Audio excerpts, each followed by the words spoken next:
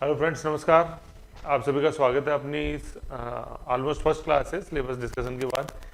तो इस क्लास में अपन, जैसे मैंने सिलेबस का जो इंट्रोडक्टरी पार्ट था उसमें मैंने बताया था कि we will be starting from history of Rajasthan.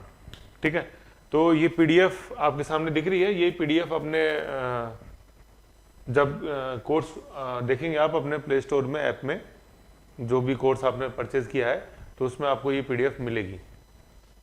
अब जैसे मैं बता रहा था कि अपन हिस्ट्री से शुरू करेंगे, राजस्थान हिस्ट्री से शुरू करेंगे। तो हिस्ट्री शुरू करने से पहले कुछ एक बेसिक थोड़ा सा इंट्रोडक्शन है हिस्ट्री के बारे में जो अपन को जानना जरूरी है कि हिस्ट्री को अपन बेसिकली 3 भागों में डिवाइड करते हैं। ठीक है ना, हिस्ट्री को बेसिकली अपन 3 पार्ट्स के अंदर या 3 एक ब्रॉड क्लासिफिकेशन है हिस्ट्री का। तो सबसे पहला जो है वो है प्री हिस्ट्री, प्रोटो हिस्ट्री और हिस्ट्री।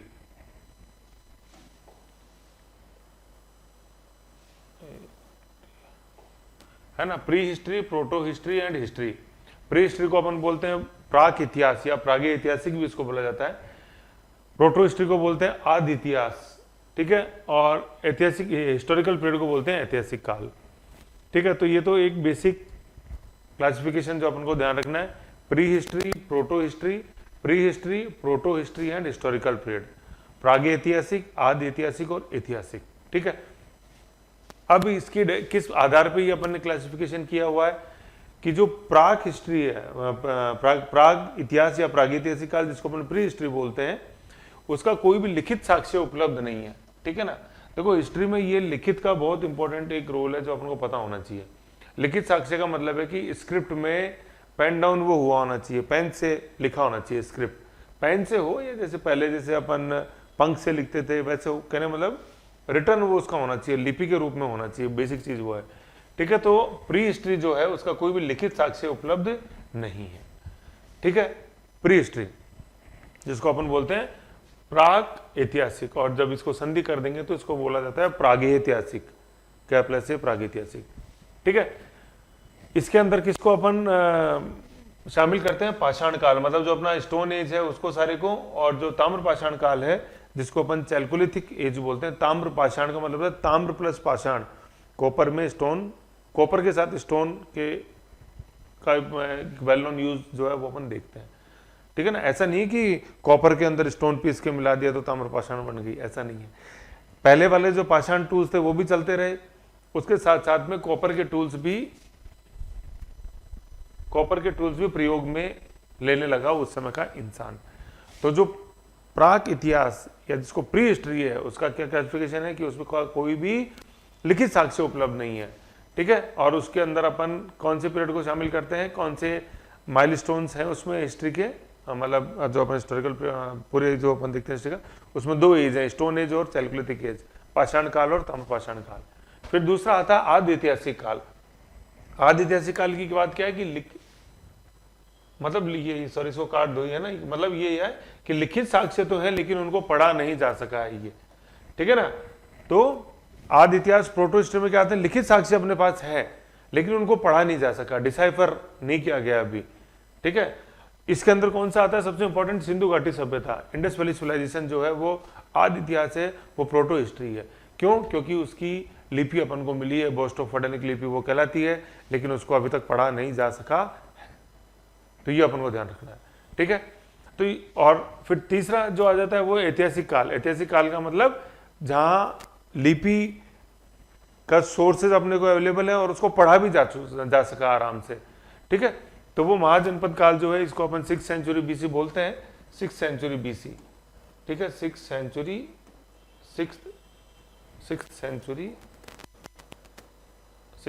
बीसी, एक मिनट ऑपोजिट है ना, 6th सेंचुरी बीसी का ये देखते हैं अपन।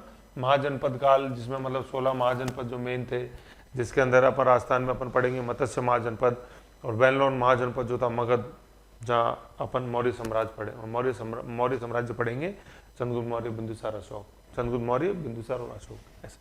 ठीक है, तो ये एक बेसिक क्लासिफिकेशन है हिस्ट्री का जो अपन को ध्यान रखना है। ये हिस्ट्री में हालांकि कहीं काम नहीं आएगा क्लासिफिकेशन, लेकिन बगैर इसको जाने कहानी अधूरी है, मतलब समझने वाली बात है।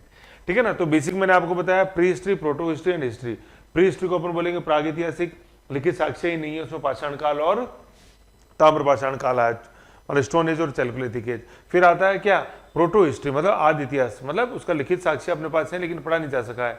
उसका एक सबसे वेल नोन माइलस्टोन हिस्ट्री का that is Indus valley civilisation. और तीसरा है ऐतिहासिक काल, हिस्टोरिकल पीरियड, वो चालू होता है महाजनपद एरा से, 6th सेंचुरी BC से।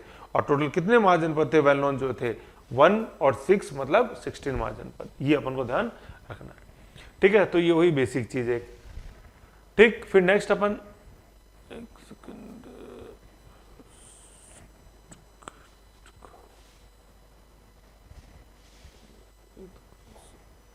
देखते हैं, अब अपन पढ़ेंगे, अब ये क्या प्राचीन इतिहास का काल विभाजन अब अपन देख रहे हैं। मैं पूरा जूम कर देता हूं जो आप मैक्सिमम पॉसिबल इसको देख पाओ, ठीक है। अब अपन प्राचीन इतिहास का काल विभाजन देख रहे हैं, प्राचीन इतिहास का काल विभाजन अपन अब देख रहे हैं, ये काल विभाजन, ठीक है। काल विभाजन मतलब क्रोनोलॉजिकल, कौन कौन से सेगमेंट, कौन कौन सी डायनेस्टीज आई, चलती रही, और जिनका उनका एग्जाम के पॉइंट ऑफ व्यू से जिनका काफी इंपॉर्टेंस क्या रेलिवेंस अपने लिए है, वो अपन को देखना है, ठीक है। तो सबसे पहले अपन पढ़ेंगे पाषाण काल, ठीक। इस पाषाण काल के 3 विभाजन होते हैं, पूरा पाषाण, मध्य पाषाण और नव पाषाण, ठीक है। पैलियोलिथिक, मीजोलिथिक और नियोलिथिक, ठीक है। पैलियो, मीजो, नियो, ठीक है। पूरा पाषाण, मध्य पाषाण और नव पाषाण। और लिथिक जो शब्द आ रहा है ना, लिथिक, लिथिक का मतलब होता है पत्थर, ठीक है ना। जैसे अपन पढ़ेंगे माइक्रोलिथ, छोटे पत्थर, ठीक है। तो लिथ मतलब पत्थर, तो ये पत्थर के आधार पर ये क्लासिफिकेशन स्टोन एज का किया गया है। तभी तो अपन पाषाण काल बोल रहे हैं इसको, क्योंकि इंसान को कोई धातु का नॉलेज नहीं था इस समय, सिर्फ पत्थर का ही नॉलेज था, ठीक है। ज्यादा डीप में अपन नहीं जाएंगे अभी, कैसे क्या, कौन कौन से टूल्स थे क्या, वो सब इंडियन हिस्ट्री का पार्ट होता है।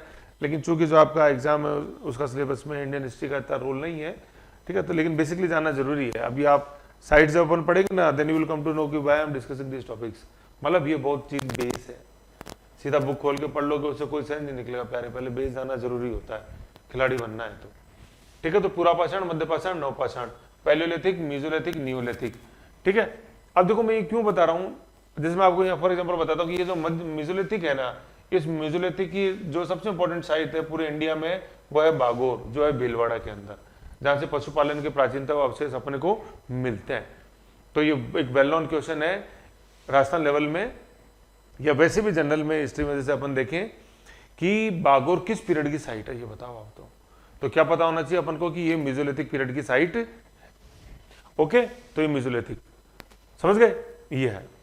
फिर और है जैसे बागोर है, तिलवाड़ा है, अभी अपन सारे पढ़ेंगे, तिलवाड़ा, बाड़मेर के अंदर, अभी एक एक देखते जाओ, ठीक है। तो ये पाषाण काल सबसे अपन ने पहले देखा, टाइम पीरियड है इसका 5 लाख BC, मतलब BC मतलब बिफोर क्राइस्ट, और AD अपन पढ़ेंगे 1st सेंचुरी, वो एनो डोमिनी मतलब ईसा के जन्म के बाद। BC मतलब बिफोर क्राइस्ट और AD का मतलब आफ्टर डेथ नहीं है। कई स्टूडेंट्स बोल देते हैं कि आफ्टर डेथ है, कि मतलब ईसा की मृत्यु के बाद, तो ईसा मसीह करीबन 48 साल जिंदा रहे, तो फिर उसकी हिस्ट्री कहाँ है अगर AD को अपन आफ्टर डेथ मानते हैं तो AD is not after death, AD is anno domini, जो लैटिन वर्ड है जिसका मतलब होता है ईसा के जन्म के बाद, ठीक है ना, before Christ and after Christ. तो एक स्टूडेंट कई बार ये सोचते हैं कि सर ये BC AD ये क्राइस्ट का क्या लेना देना है, हम तो इंडियन है, तो क्यों नहीं ये होता before Ram after Ram, before Sita after Sita, है कि नहीं है। तो ये इसलिए है क्योंकि जो जितनी भी इंडियन हिस्ट्री अपन देखते हैं स्टूडेंट्स, वो सारी कैम्ब्रिज हिस्टोरियंस जो थे, मतलब ब्रिटिश हिस्टोरियंस स्कॉलर्स जो थे, ऑक्सफोर्ड स्कूल बोलो चाहे कैम्ब्रिज स्कूल बोलो, उन्होंने ये हिस्ट्री लिखी है सारी, जो आज अपन बुक्स में देखते हैं, वेल नोन जो अपने बुक्स हैं हिस्ट्री की उनके अंदर। तो उनके जो थे ब्रिटिश के लिए तो राम और सीता जो थे वो क्राइस्ट ही थे क्राइस्ट ही थे, इसलिए ये BC और AD उन्होंने रखा, ओके। तो ये है। तो स्टोन एज के अपन ने क्लासिफिकेशन देखे क्या, पेलियो, मीजियो, नियो, मतलब पूरा पाषाण, मध्य पाषाण और नव पाषाण, ये एक बेसिक क्लासिफिकेशन, ठीक है। ये इसलिए जैसे अभी आप साइड्स देखोगे ना, तब ऑटोमेटिक आप अभी नहीं सुनोगे तो रिवाइंड करके अपने आप आपको देखना पड़ेगा, समझ गए। फिर आगे चले अपन, सेकंड जो माइलस्टोन है इसमें अपने जो क्लासिफिकेशन में आपको पढ़ा रहा हूं उसके अंदर सेकंड क्लासिफिकेशन में आएगा ताम्रपाषाण। सेकंड क्लासिफिकेशन में आया ताम्रपाषाण। ताम्रपाषाण का मतलब इसको अपन बोलते हैं chalcolithic, chalco CHALCO, chalcolithic LILITHIC, chalcolithic, chalco का मतलब होता है कॉपर और लिथिक का मतलब स्टोन। तो पहले की तरह वो स्टोन एज को तो स्टोन टूल्स को तो यूज करता रहा, साथ ही साथ में उसके पास में कॉपर को यूज करना और आ गया। और कॉपर वो पहली धातु, पहला मेटल था जो कि इंसान ने यूज किया। ठीक है ना, क्वेश्चन अच्छा है, पता होना चाहिए। तो ताम्रपाषाण काल, अब ये ताम्रपाषाण काल क्यों मैं आपको बता रहा हूं, क्योंकि जैसे अपन पढ़ेंगे इसकी जो वेल नोन साइट है पूरे इंडिया के अंदर वो है गणेश्वर सभ्यता, अपने सीकर के अंदर अपन देखेंगे। गणेश्वर सीकर के अंदर है। फिर अभी पढ़ेंगे अपन आहड़ आएगा, वो उदयपुर के अंदर है, उसका सेंटर था गिलुन जो राजसमंद के अंदर है, रेल मगरा तहसील में, ऐसे। ठीक है, फिर उसके बाद जो नेक्स्ट सेगमेंट अपन हिस्ट्री में पढ़ते हैं दैट इज सिंधु घाटी सभ्यता, जिसको अपन आईवीसी बोलते हैं, Indus valley civilisation, IVC, Indus valley. थोड़ा सा इसमें पेन, ये आईवीसी, इंडस वैली सिविलाइजेशन। इसको अपन बोलते हैं कांस्य युगीन सभ्यता, bronze age civilisation, bronze B, bronze, कांसा, कांसा होता है जिसको अपन जैसे कांसे की थाली बोलते हैं, वो शादी वगैरह कोई भी शुभ मुहूर्त पे जैसे जो पूजा की थाली बनाई जाती है वो कांसे की थाली ही बनाई जाती है, इसीलिए, है ना, क्योंकि ये अपनी सभ्यता से जुड़ी हुई है, सभ्यता संस्कृति से, ये कल्चर एंड सिविलाइजेशन से जुड़ी हुई है। तो जो ये कांसा जो था ना कांस्य, तो कांसा वो पहला अलॉय, अलॉय का मतलब मिश्र धातु था जो इंसान ने यूज किया था। तो मिश्र धातु का मतलब होता है दो धातुओं को मिला के जो बनाई हुई हो। तो कॉपर तो पहली धातु थी और ब्रॉन्ज जो है वो मिश्र धातु थी, दो धातुओं को जोड़ के उसको या मिश्रण से बनाया गया था। तो सवाल फिर ये आता है दिमाग में कि सर वो दो धातु तो बता दो, ऐसे क्या कर रहे हो। तो वो दो धातु कौन सी थी प्यारे, वो धातु कॉपर प्लस टिन जो था उसको मिला के बना ब्रॉन्ज। कॉपर के अंदर टिन मिला दिया गया, तरल कॉपर तरल टिन, उन दोनों को मिला दिया गया और फिर जो ठोस, उस तरल के ठोस होने पे जो धातु प्राप्त हुई वो धातु नहीं थी, वो अलॉय था, वो मिश्र धातु थी। और उस मिश्र धातु का क्या नाम, उस मिश्र धातु का नाम ब्रॉन्ज। ठीक है ना, इसलिए अपन सिंधु घाटी सभ्यता को बोलते हैं ब्रॉन्ज एज सिविलाइजेशन, समझे यू। ठीक है, copper plus tin, copper plus tin, ठीक है, टिन स्टेनिक भी बोला जाता है, एसएन इसको बोलते हैं स्टेनिक, वैसे पीरियोडिक टेबल में जैसे अपन देखेंगे तो उसको एसएन बोलते हैं स्टेनिक, वैसे टिन है, कॉपर प्लस टिन। ठीक है, तो ये हो गया ब्रोंज, सिंधु घाटी सभ्यता। इसका काल अपन ने जैसे देखा 2450 से 1250, ये इसका मतलब क्लाइमेक्स जो था वो है। ठीक, फिर नेक्स्ट अपन आगे देखते हैं सिंधु घाटी सभ्यता, आगे यहां तक पता। फिर जो हिस्ट्री का आगे जो अपन फ्लो देखते हैं नेक्स्ट, उसमें क्या क्या आती हैं चीजें, उसके अंदर जैसे अपन देखते हैं क्या क्या आती है। मतलब वैदिक काल अपन टोटलिटी के अंदर देखते हैं, तो ऋग्वेदिक काल के अंदर पहले ऋग्वेदिक आता है, फिर उत्तर वैदिक आता है। ठीक है, ऋग्वेदिक काल का जो ड्यूरेशन है, पीरियड है, वो 1500 बीसी से लेके 1000 बीसी। उत्तर वैदिक का जो ड्यूरेशन है वो 1000 बीसी से 600 बीसी। ठीक है, और ऋग्वेदिक काल के अंदर जो रामायण महाभारत के अंदर जितने अपन जैसे देखते हैं सारा वो अपने को देखने में मिलता है। ठीक है ना, रामायण महाभारत में। तो अभी अपन जैसे देखेंगे कि रामायण महाभारत में जिन क्षेत्रों का उल्लेख है वो कहाँ है, जैसे अयोध्या रामायण के अंदर है, तो वो यूपी का जो ईस्टर्न पार्ट है जिसको अपन श्रावस्ती बोलते हैं, कौशल देश जो बोला जाता था, कौशल महाजनपद था वो है। महाभारत के जो अपन क्षेत्र देखते हैं वो जो दिल्ली के पास का जो क्षेत्र है वहाँ अपन वो महाभारत के क्षेत्र है, जैसे इंद्रप्रस्थ था, कुरु था, वो पश्चिमी यूपी के अंदर था, अभी मैप पे देखेंगे।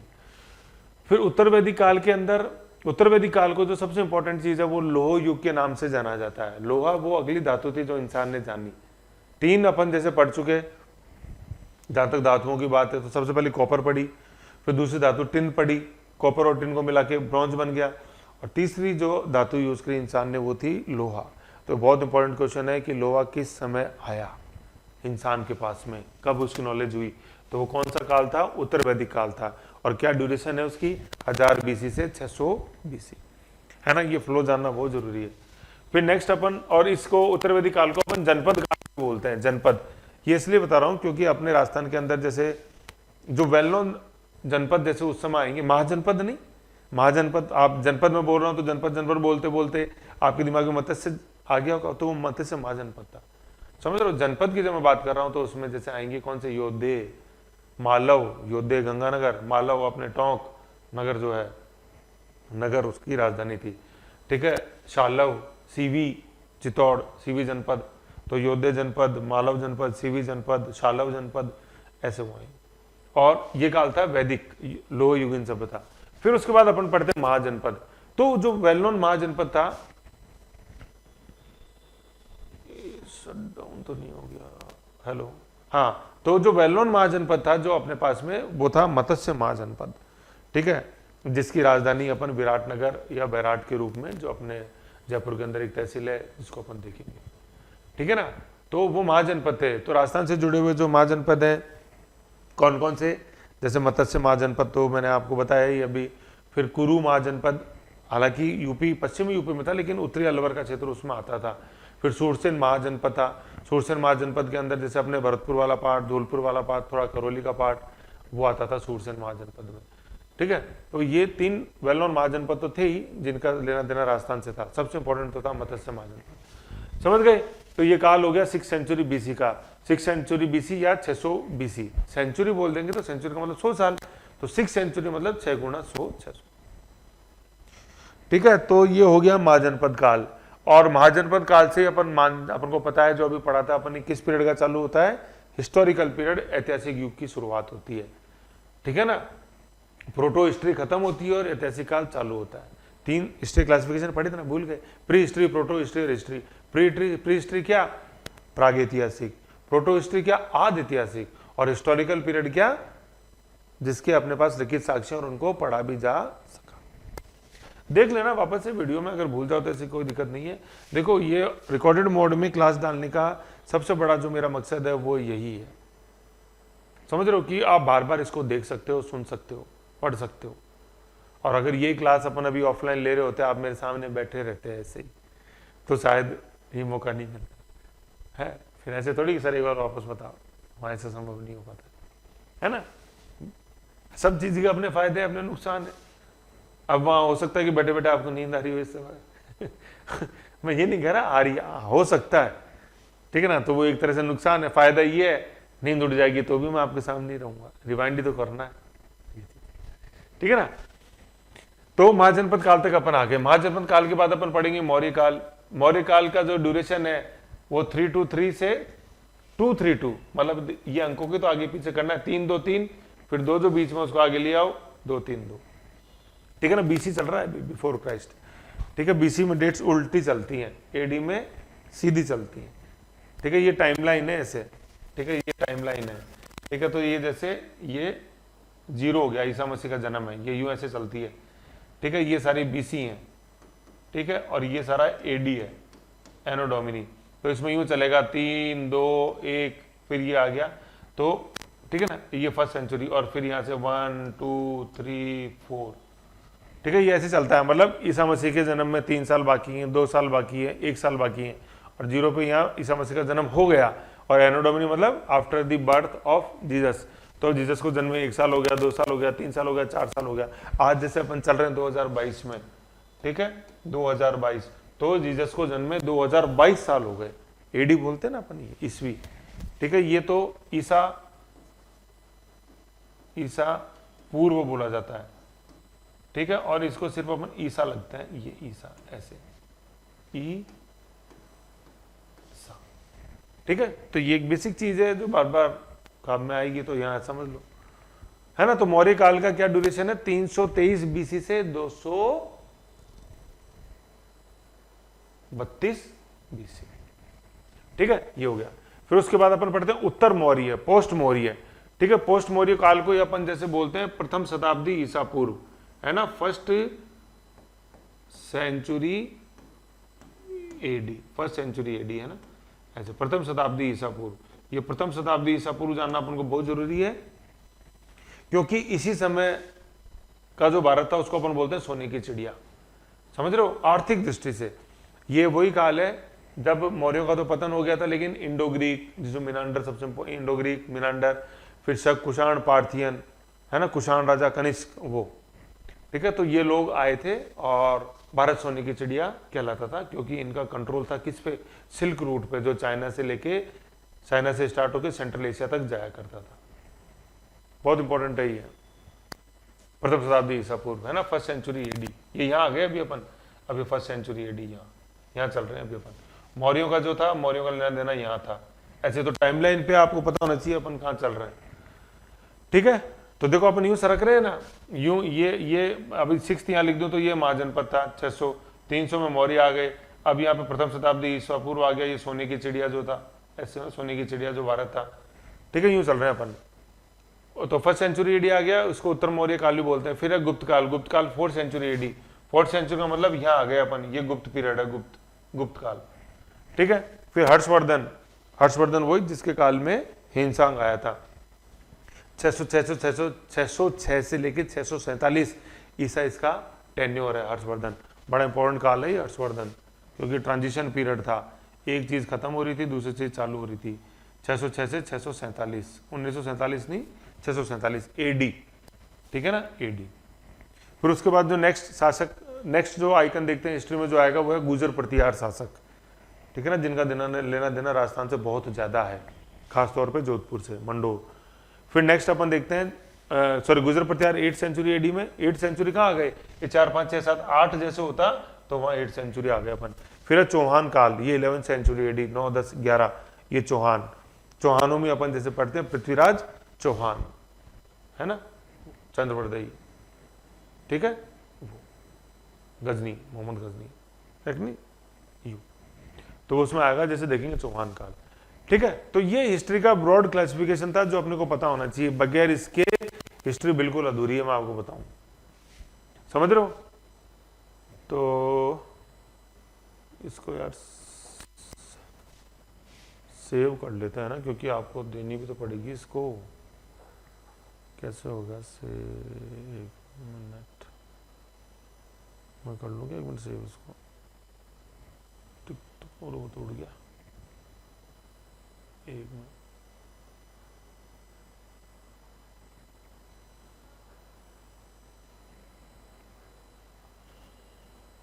ओ ओ ओ ओ ओ